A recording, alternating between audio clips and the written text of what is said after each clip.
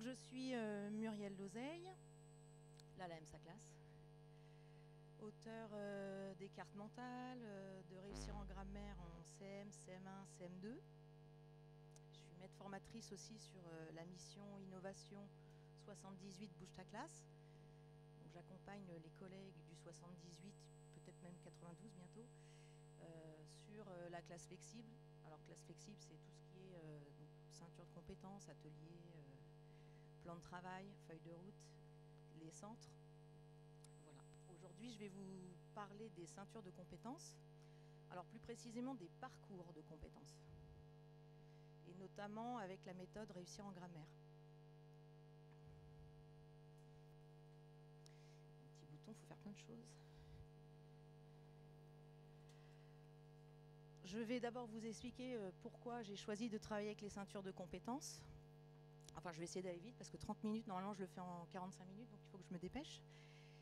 En tout cas, donc, pourquoi j'ai choisi de travailler avec les ceintures de compétences, comment j'ai monté le référentiel sur lequel s'appuient les élèves et qui fait aussi office de programmation, comment sont montés les parcours, le matériel mis à disposition des élèves, ensuite l'organisation de la classe qui va de pair avec un fonctionnement en ceinture, la question de l'évaluation, le rôle de l'enseignant, la place de l'élève en difficulté, et puis rapidement un petit point sur les chefs-d'œuvre qui font partie aussi du référentiel.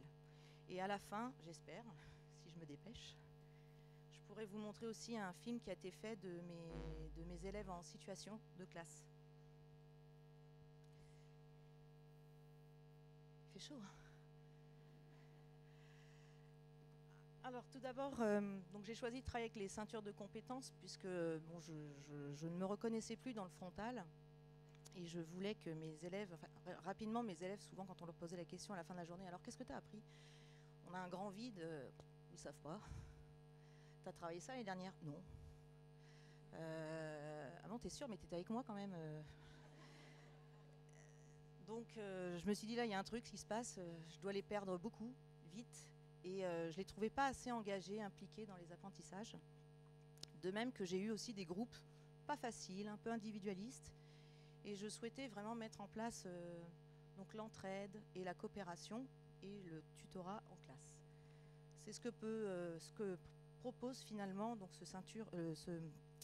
le fonctionnement en ceinture, puisque vous allez voir, donc les élèves sont en autonomie et on s'appuie sur le collectif et sur les compétences acquises des élèves pour faire avancer tout le groupe.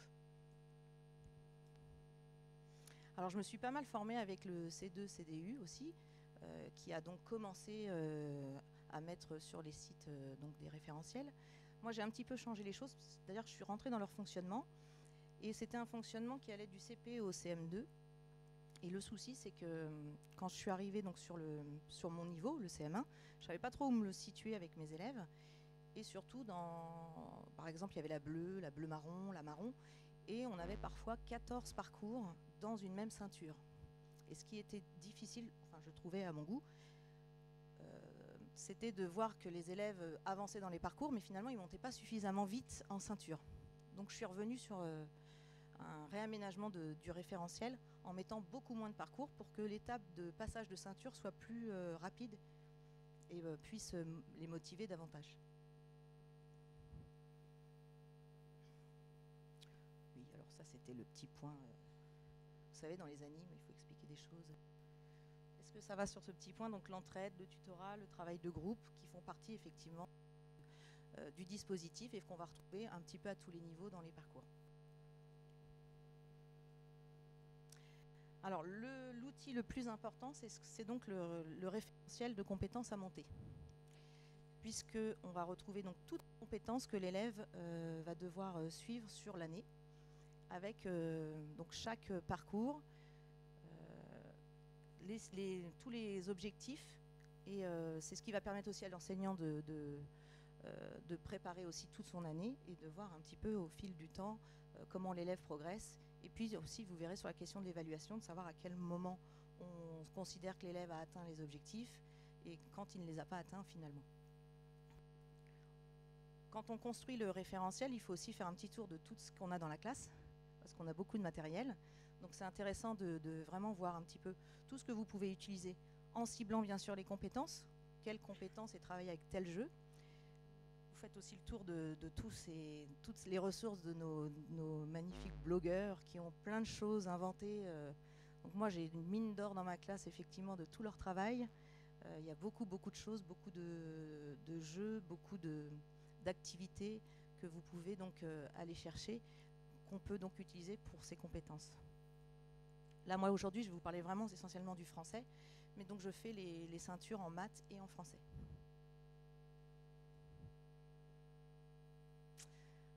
Alors voilà comment se présente une page du référentiel, donc plus précisément avec réussir en grammaire.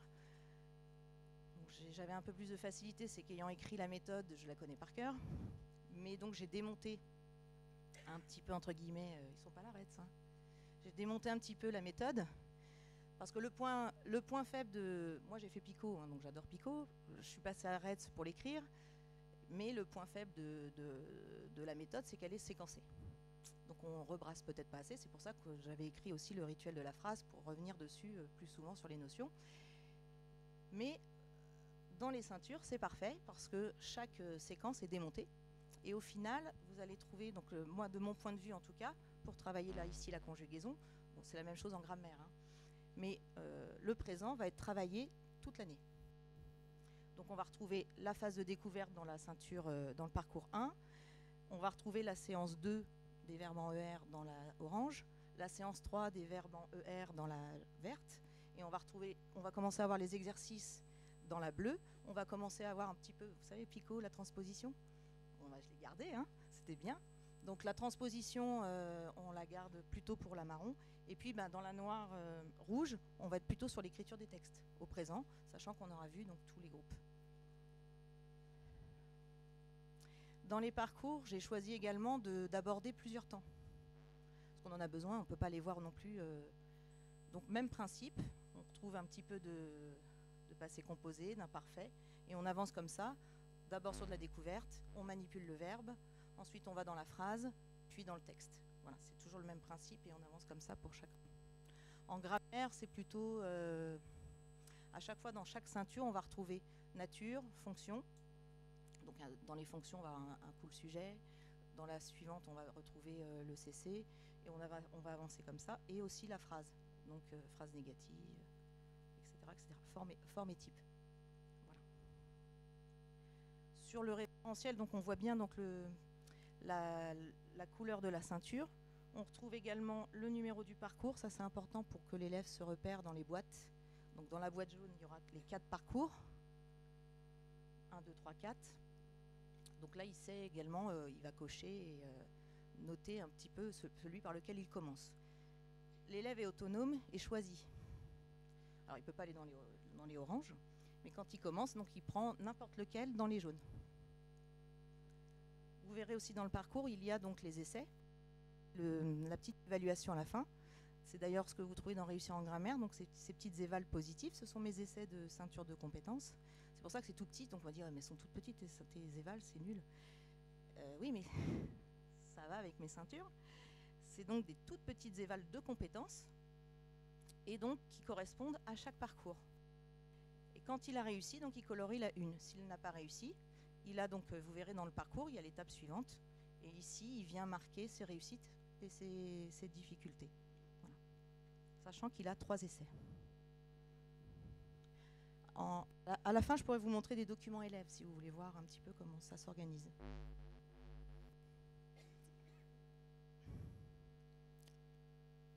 Voilà un document élève. Il s'est approprié. Alors il a trouvé un petit code, hein, ça aussi c'est important de discuter avec eux, mais donc il mettait un petit rond pour dire j'ai commencé tel parcours. Parfois il mettait des petites flèches pour dire je suis arrivé à la fin du parcours. Et puis là, quand il y a du orange, c'est que là il y a eu un essai échoué et qu'il est allé à l'essai 2. Puis après quand il banalise en vert, c'est que c'est fait, c'est fini. Voilà, on a des petites flèches là. Là il a mis des petites étapes.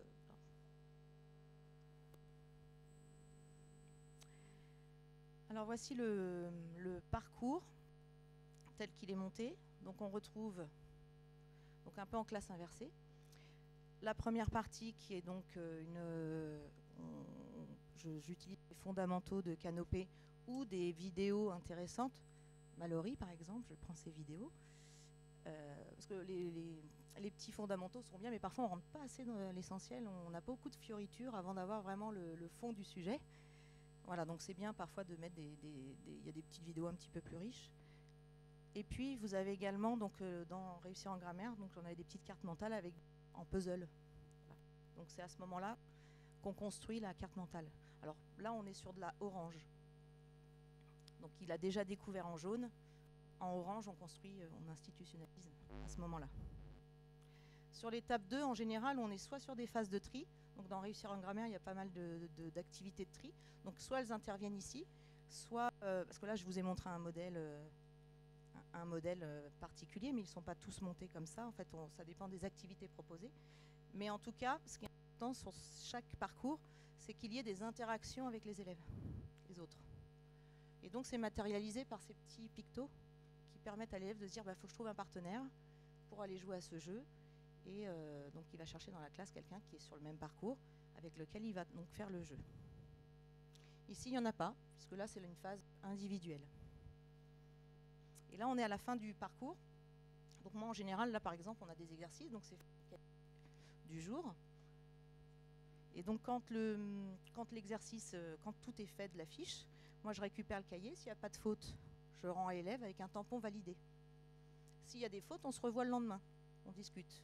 Je oriente, on voit les corrections ensemble. Et puis, il est prêt pour les C1. Voilà. Je reprends ma respiration.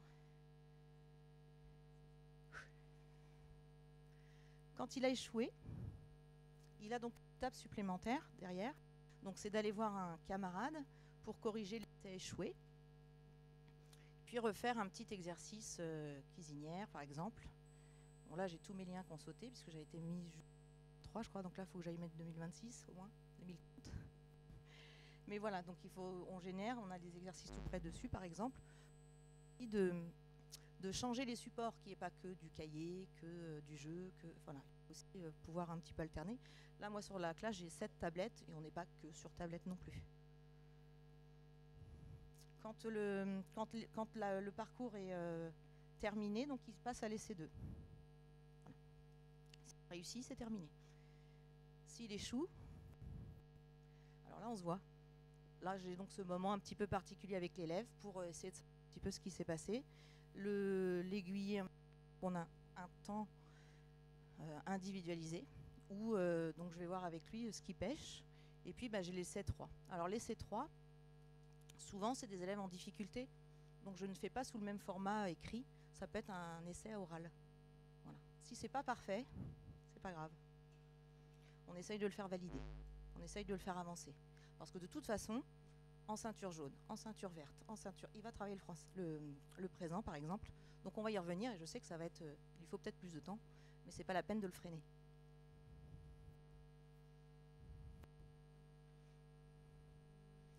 Le matériel des élèves. Donc là, pour que les élèves soient en autonomie, il faut mettre aussi tout à disposition. Donc là, je remercie aussi Maîtresse Cactus qui avait fait des beaux petits fichiers de fluence. On avait remis donc tous les textes du Réussir en grammaire. Donc ça, c'est un fichier qu'ils ont avec eux, donc ce qui sert aussi pour la relecture à la maison. Et aussi quand on demande le matériel dans le parcours, il y a toujours une photo du matériel. Donc par exemple, le texte il est en photo dans le parcours. Ils vont chercher dans le petit fichier donc le texte, le référentiel évidemment pour savoir où ils en sont, les leçons dans le lutin des leçons. Voilà. Je vous ai amené également, alors le support sur lequel où on range tout le matériel, c'est qu'on a un petit lutin A4 qui permet vraiment de ranger tous ces petits fichiers. Et ils mettent aussi les essais dedans. Vous pourrez venir voir tout à l'heure, ça vous intéresse.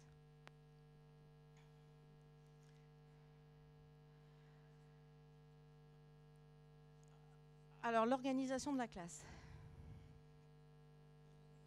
Donc, j'ai la chance, j'ai trouvé des boîtes de bonne couleur. Enfin, je cherche encore les marrons, les oranges. Et donc, ce qui est important quand on met à disposition le matériel, puisque il faut que tout soit à disposition et que l'élève trouve. Donc, il y a un coin français dans la classe un coin maths. Dans le coin français, on va retrouver donc toutes les boîtes avec, enfin en tout cas les boîtes du moment, avec donc les parcours dans les boîtes de couleurs et surtout étiquetés. Parce que moi je suis en grammaire, en conjugaison, et il y a la même chose en vocabulaire, en maths, donc géométrie, numération. Donc il faut absolument que la boîte soit bien identifiée. Bon, j'ai des élèves qui mettent la grammaire dans la conjugaison, hein. Je pense qu'on a les mêmes. Il faut aller voir un petit peu de temps en temps comment c'est rangé. Et on a également sur les boîtes aussi l'étiquetage avec le nom du jeu, la ceinture auquel il se réfère, et puis parfois un petit visuel aussi, une petite photo du jeu, parce qu'il y a aussi le plateau à retrouver. Donc, donc là, ils savent qu'il faut aller chercher le plateau, il y a la boîte avec les cartes, et le visuel est également dans le parcours.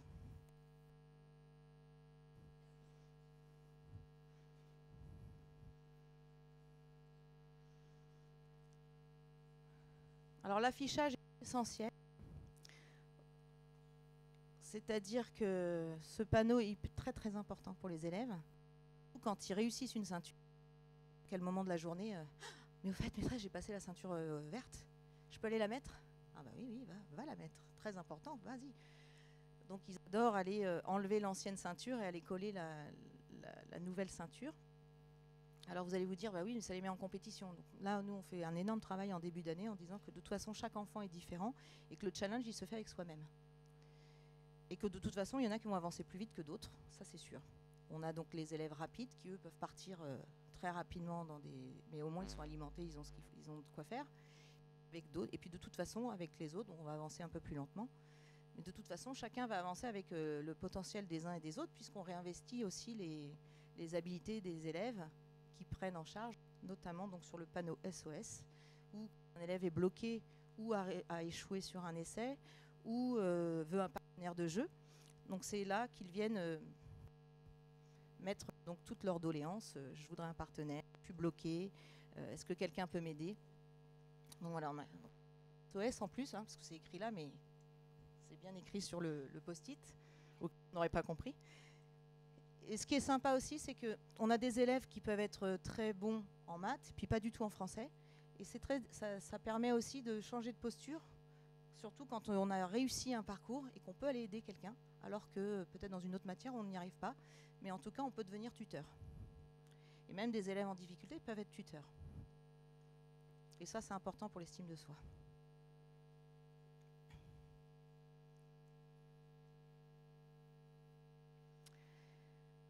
Alors sur l'évaluation, donc là c'est mes fameux petits essais, où on retrouve le numéro du parcours, la compétence et puis le petit exercice.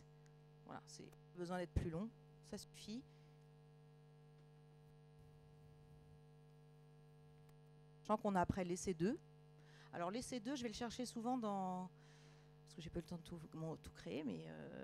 donc sur le blog, vous en avez plein, parce que j'en avais fait plusieurs formats. Enfin, en tout cas, plusieurs modèles. Donc on peut avoir l'essai 1 et l'essai 2, on peut le trouver hein, sans problème.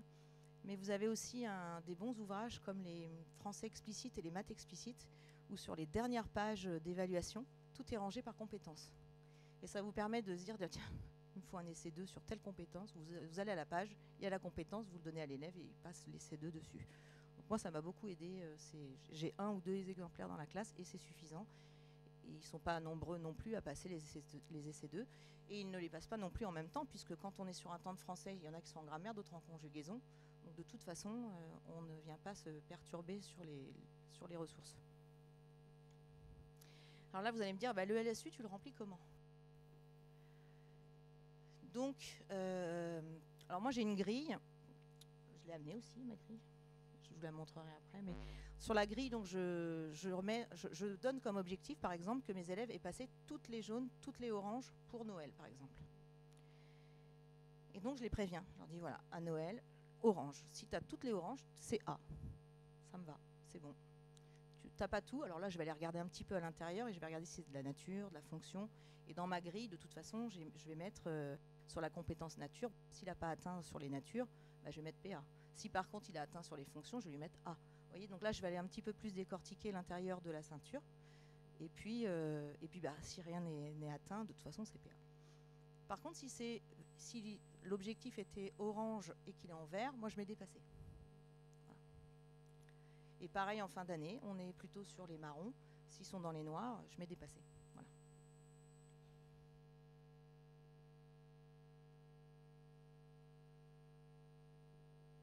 Voilà, le français.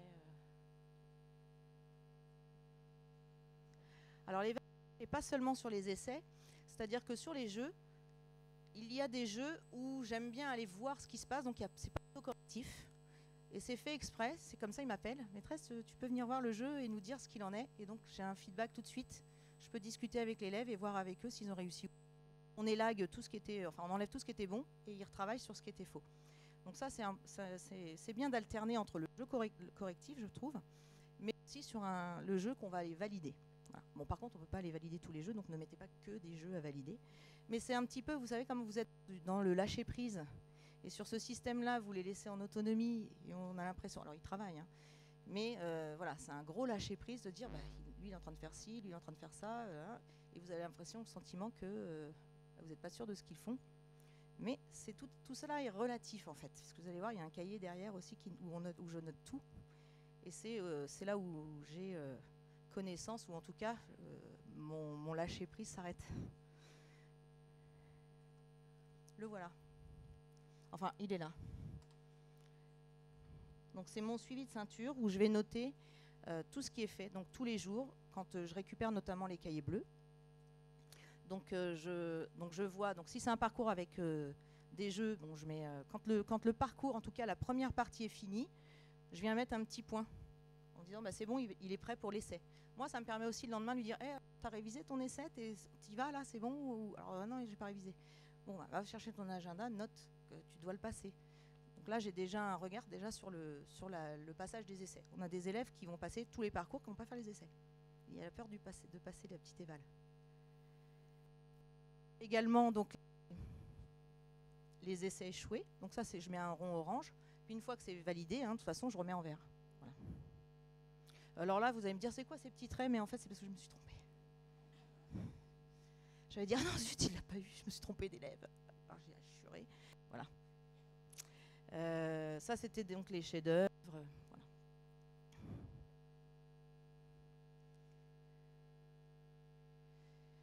Alors, le rôle de l'enseignant, alors vous allez lui dire, bah, elle ne fait rien en fait. Elle les regarde. Oui.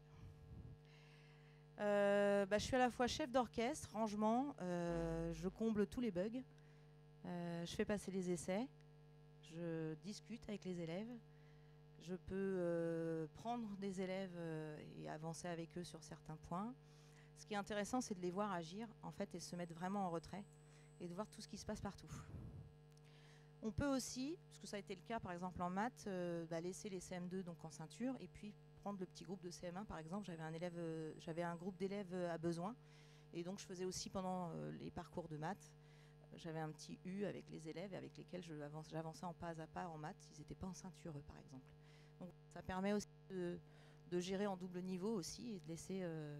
Bon, par contre, on a les CM qui font la queue en disant je trouve pas la feuille. Ah, alors la feuille, bah attends, mais j'en ai fait 25. Oui, mais il n'y en a plus. Ah bah oui, il y en a pris 2. Et donc là, loupé. Ça, c'est les bugs. Donc ça marche. Alors pareil pour les essais. Ou alors, je trouve plus le jeu. Bah, c'est bizarre. Alors là, une fois, c'est ça, on a cherché un jeu partout. Puis quand j'ai vu la vidéo que vous allez voir tout à l'heure, j'ai dit mais il est là le jeu, il est dans la vidéo. Où est le jeu? J'avais la preuve que le jeu était bien dans la classe, mais où? Mais voilà, en tout cas, tout ça pour dire que on est multitâche, mais en tout cas, c'est intéressant de se mettre en retrait et de voir les élèves fonctionner ensemble, d'aller réguler aussi les petits points de tutorat, d'aller donc valider tout de suite ce qui a été fait, encourager, ou venir regarder un petit peu les tris. Moi, j'aime bien qu'ils fassent leur tri tout seuls, hein, sur réussir en grammaire. Je leur donne pas forcément la consigne, je dis voilà, tu vas trier, trouve-moi un tri. Donc je viens voir, puis je dis bon, c'est pas mal, c'est une bonne idée, mais bon, essaye avec, voilà, je réoriente aussi un petit peu, enfin voilà. Donc ça, c'est intéressant, comme d'avoir ce temps-là. Et puis on est donc vraiment dans la personnalisation.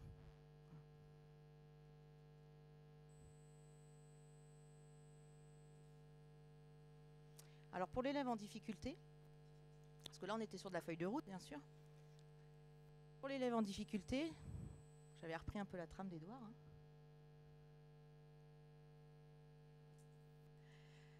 Donc on peut recevoir donc, les élèves en individuel et puis de voir avec eux pourquoi ça n'avance pas. C'est un problème de des élèves un peu perdus, qui ne savent pas trop par où commencer, qui ne savent pas quoi faire, ou qui n'avancent pas tout simplement, le temps s'écoule. Je les mets à côté de moi, mais ils me regardent, alors je dis de me regarder, travaille. Donc la place à côté, elle n'est pas toujours judicieuse, parce que alors là, ils regardent tout ce qui se passe. Puis comme il y a un défilé, donc c'est pas l'idéal, hein, voilà. Mais bon, ça permet quand même de le voir et de dire, bon, allez, tu t'y mets, voilà. Mais en tout cas, ce qui est sympa, c'est de pouvoir donc écrire et mettre des petits objectifs sur la semaine en disant, bah voilà, tu fais tel parcours, donc on note le parcours, et puis tel essai, et puis donc on planifie la semaine en disant, voilà, ton objectif c'est ça, et puis à la fin de la semaine, on voit s'il a réussi.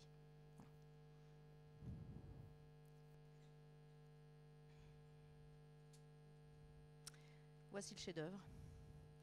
Donc dans le référentiel, vous avez donc la validation du tutorat. C'est important que l'élève passe vraiment par de le matérialiser vraiment dans le référentiel pour qu'il adopte cette posture et qu'il ait à un moment ou un autre de toute façon cette implication auprès d'élèves. Donc ça fait partie aussi de la validation dans le référentiel. Et puis les chefs-d'œuvre. Donc là les chefs-d'œuvre, c'est qu'ils choisissent dans le référentiel, dans la ceinture jaune par exemple, les verbes en ER, et ils vont créer alors à deux ou tout seul quelque chose qu'on appelle donc le chef-d'œuvre. Ça doit être beau, pas un brouillon, hein. Chef-d'œuvre. Alors on a eu des BD, donc là c'est toute une histoire sur les verbes en ER. On a eu une chanson, une conjugaison. Ils adoraient les petites LAM, donc ils avaient créé des petites LAM. On a des cartes mentales et on a des jeux de plateau, parce qu'à force de jouer avec les jeux de plateau, ils sont à même de créer des jeux de plateau. Et ce qui est intéressant, c'est aussi de réutiliser, donc ils testent auprès des camarades, puisqu'ils doivent se faire valider sur le chef-d'œuvre, donc ils doivent le faire tester par les camarades. C'est intéressant de voir un peu toute la créativité dont ils font preuve, et ça, ils sont assez impressionnants. Puis d'utiliser ces ressources aussi après dans la classe. Voilà, voilà. Oh, j'ai fini. On est bien ou pas? La petite vidéo?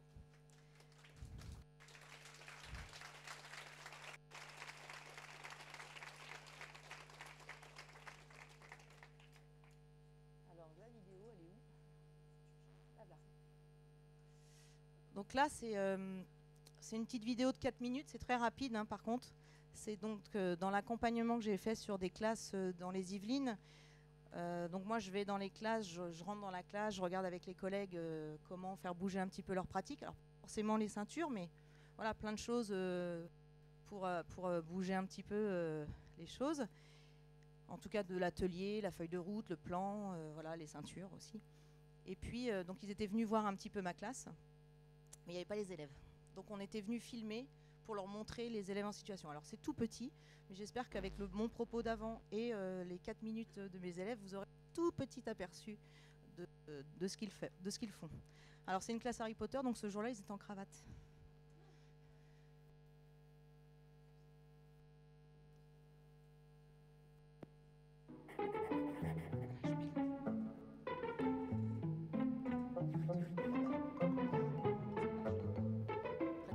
Bienvenue à l'école élémentaire de Châteaufort, en classe de CM1, CM2.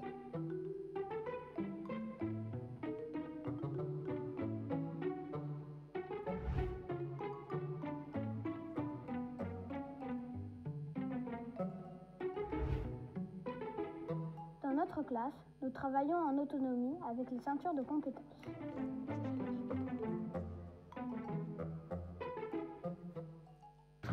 Tous les parcours sont sur les étagères avec les jeux à côté, donc vous faites attention quand vous prenez les jeux. J'ai mis donc la numération et la géométrie ensemble sur l'étagère du haut, et puis grandeur et mesure en dessous. Donc c'est là-bas, non, vous trouverez les jeux et les ceintures, d'accord? Voilà, donc je vous laisse regarder où vous en étiez.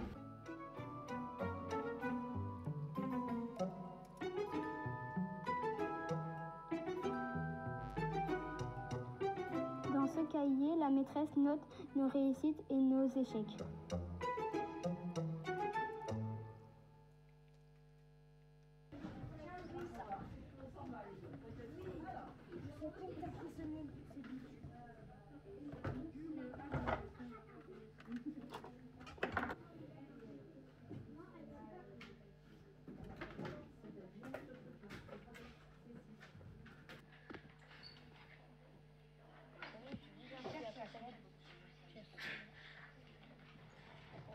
Nous pouvons travailler à plusieurs.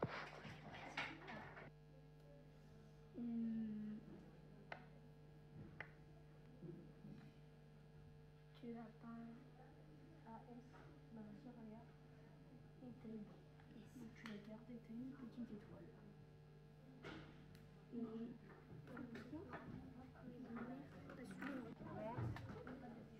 Ouais, t'as raison, tu peux mettre un 5. Alors, qu'est-ce que ça nous donne? Peu importe. À la deuxième personne du singulier. Réponse. Allez, verbe partir. Avec la deuxième personne. Tu sais quel est le pronom de la deuxième personne. Tu peux lui donner l'indice s'il ne sait pas. Et un indice? Le pronom, tu lui donnes le pronom. Tu. C'est tu, la deuxième personne. Pas. Alors attention, tu es au passé composé. Ah oui. Ça va complètement. Au fait, regarde, on dit là.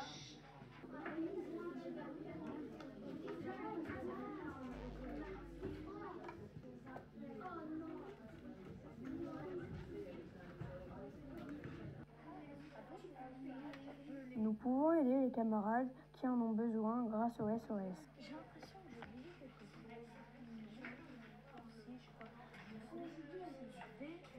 Ah bon, bah après.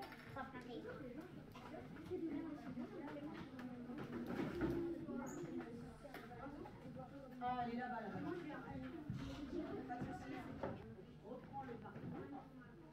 Quand l'élève est prêt, il peut passer les sacs qu'il a révisés.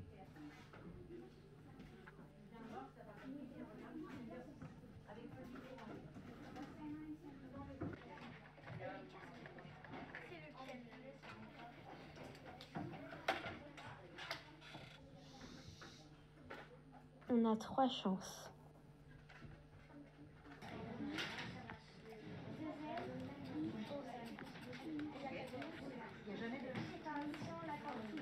D'accord.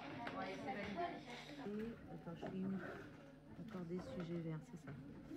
Donc Elisa, c'est validé.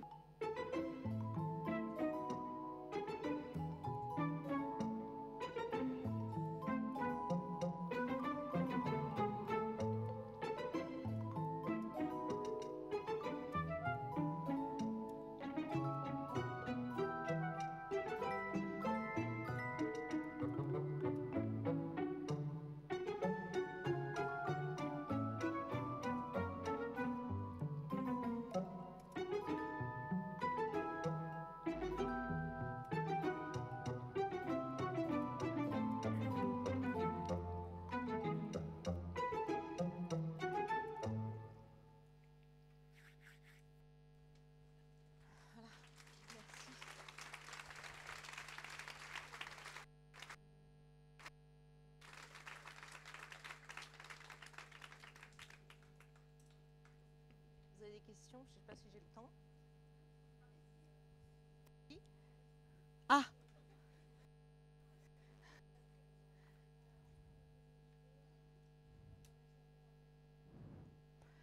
Alors, on a un créneau français, mais on fait aussi un parcours d'histoire en même temps. Donc le matin, on a aussi le temps de dicter, enfin des dictées flash. Donc, sur le gros créneau d'1 h 30, il y a à peu près 45 minutes. En maths, pareil. Non. Elle est en autonomie, oui.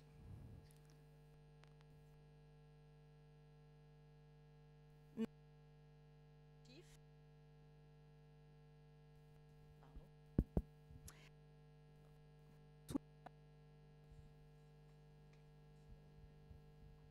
Vous m'entendez ou pas? Je me décale. Ça y est.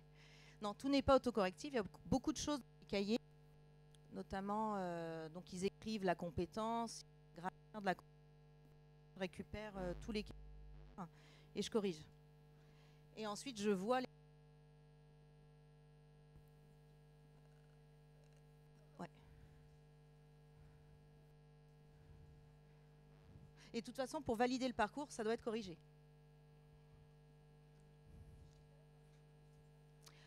Alors, le chef-d'œuvre, il est... alors, il faut d'abord faire les parcours. Et quand les parcours jaunes sont... On prend le temps du chef-d'œuvre. Parce que si vous donnez le chef-d'œuvre en premier, ça va durer 3 semaines. Voilà. Et alors attention, dans le référentiel, faites pas la même erreur que moi, c'est qu'au départ, j'avais mis un chef-d'œuvre en grammaire en jaune, un chef-d'œuvre en jaune, un chef-d'œuvre en numération, puis à la fin, c'est pas possible, il faut que des chefs-d'œuvre. Et je me suis piégée toute seule. Trop de chefs-d'œuvre. Donc attention.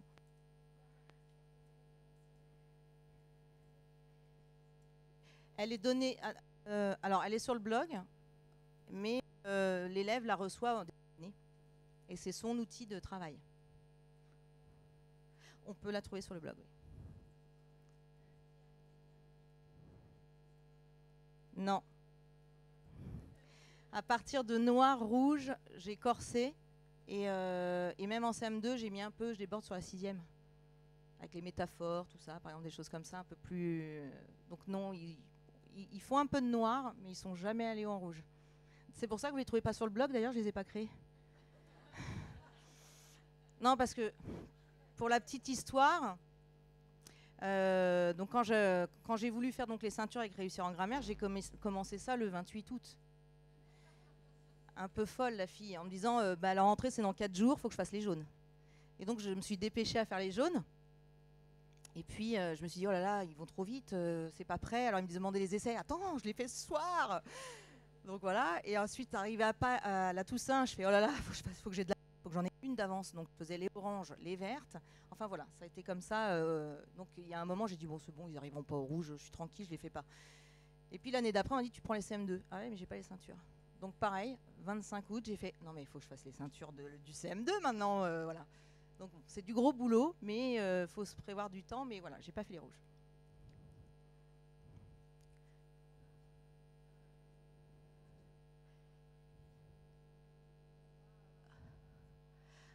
Alors, moi j'ai eu des remplaçants. Donc quand ils viennent, alors sur un remplaçant, faire ça sur c'est un travail quand même d'une année, hein, puisque l'élève une fois qu'il rentre dedans, de toute façon il faut quand même quelques jours, enfin un bon mois pour que ça tourne bien. Donc je pense que sur une période, c'est trop court. Voilà. Maintenant, sur un remplacement dans une classe comme ça, en fait, il fait comme moi, il fait rien, il regarde. Donc je dis, t'inquiète pas, laisse faire, tu dis, sors les ceintures et c'est bon. S'il y a des bugs, tu me les laisses pour demain. Voilà.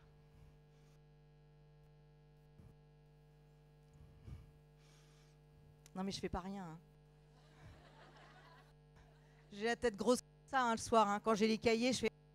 Grammaire. Alors attends, qu'est-ce que c'était? Ah oui, grammaire. Hop, hop, hop. Après je fais, oh lui c'est du vocabulaire, ça change, allez. Voilà. C'est super, hein. J'ai pas peur, hein.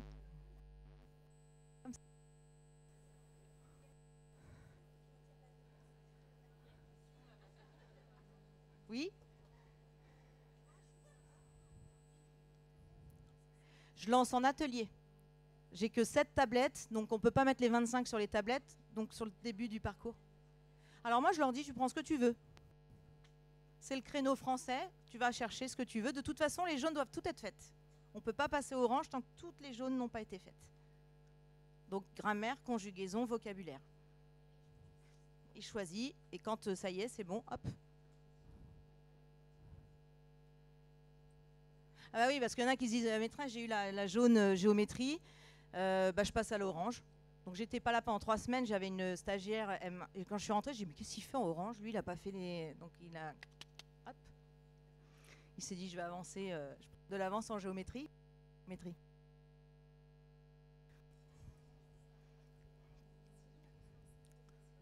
Oui. Sur une matière, bien sûr. Non, on peut le faire sur une matière, il n'y a pas de souci. Vous raccourcissez le temps, sur la ceinture, enfin sur le temps de ceinture. Ça ne vous empêche pas de faire une autre matière après à côté. Là, avec mes... Non. Faut démarrer sur l'atelier. De toute façon, sur la première semaine, il faut commencer en atelier parce que je ne sais pas si vous avez des tablettes, je ne sais pas, pour les jeux aussi, ça peut coincer. Donc en atelier, on en prend 7, vous les coachez, vous les accompagnez vraiment pour trouver les ressources, comment ça fonctionne, comment fonctionne le référentiel. Et après, la deuxième semaine, vous pouvez mettre encore 2 ateliers, 2 groupes, puis après, vous basculez en groupe collectif. Voilà.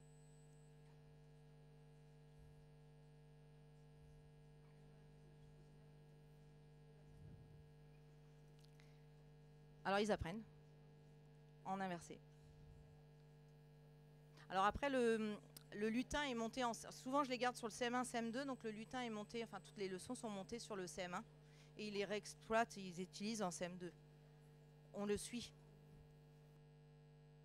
Ça remonte. Quand ils arrivent, je suis obligée de construire avec eux.